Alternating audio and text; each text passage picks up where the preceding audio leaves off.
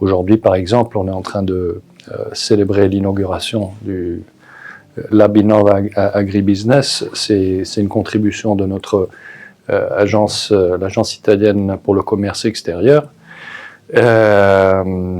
C'est un atelier qui vise à renforcer les capacités managériales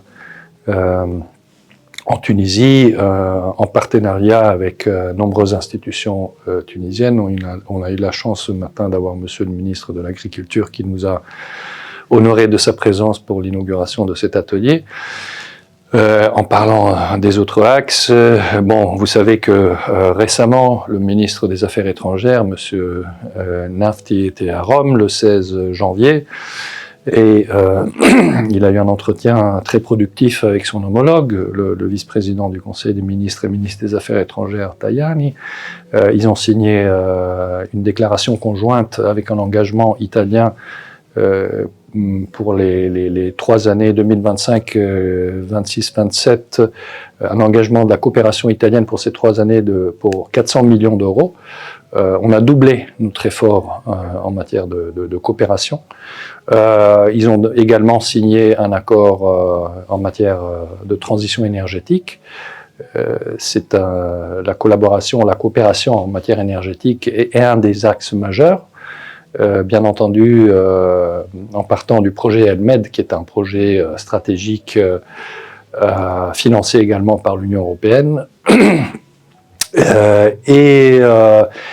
Mais disons, l'accord sur la transition énergétique, c'est un accord qui vise à renforcer ce partenariat aussi en stimulant les investissements d'entreprises italiennes dans le domaine de la production énergétique, parce qu'il est bien de créer des interconnexions, mais il faut aussi renforcer la capacité de production d'énergie. Pourquoi renforcer la production d'énergie renouvelable? Tout d'abord pour contribuer au plan national tunisien qui est très ambitieux en matière de décarbonisation.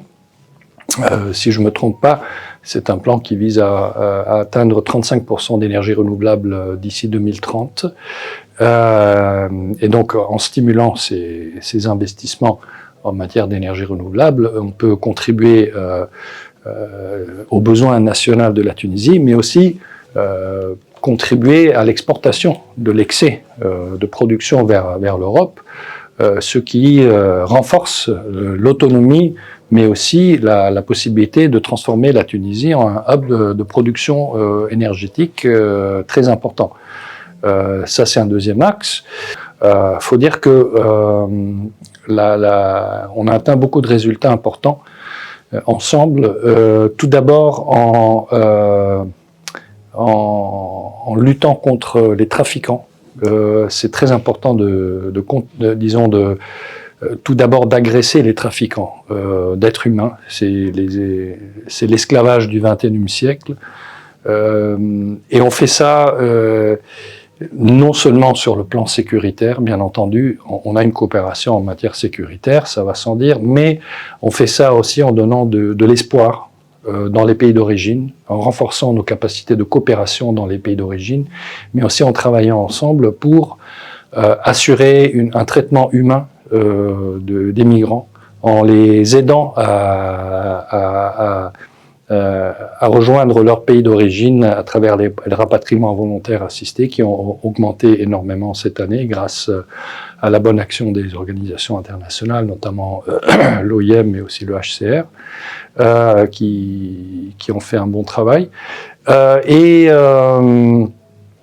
donc, cette coopération, bien entendu, est une coopération qui continue, mais surtout avec cet esprit de lutter contre les trafiquants et en favorisant aussi la diminution des morts en mer. Vous savez que ça, c'était un grand problème dans les années passées, un problème qui, heureusement, a connu une baisse très très importante.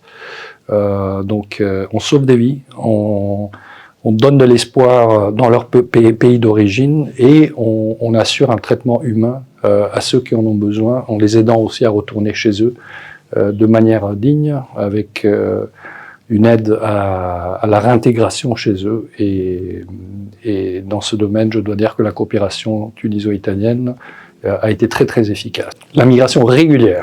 Ben voilà. Merci pour avoir évoqué ce sujet parce que ça fait partie bien entendu de la stratégie. Une des meilleures manières pour diminuer la migration irrégulière, c'est de favoriser une migration régulière. On a lancé plusieurs projets. Je vais citer le principal. Après un projet pilote lancé par notre association des constructeurs de bâtiments, l'ANCHE, qui a un besoin en main-d'œuvre qualifiée. Ce projet a été incorporé dans un projet européen, le TAM Plus, et maintenant on vise à former 2000 travailleurs dans le domaine du bâtiment en 3 ans et à assurer des parcours réguliers pour ces jeunes, pour qu'ils puissent avoir un emploi régulier, rémunéré équitablement en Italie. D'autres projets sont en train d'être lancés. Notre ministre de l'Emploi et des Affaires sociales s'était rendue en Tunisie en novembre. Elle a eu des rencontres avec ses homologues.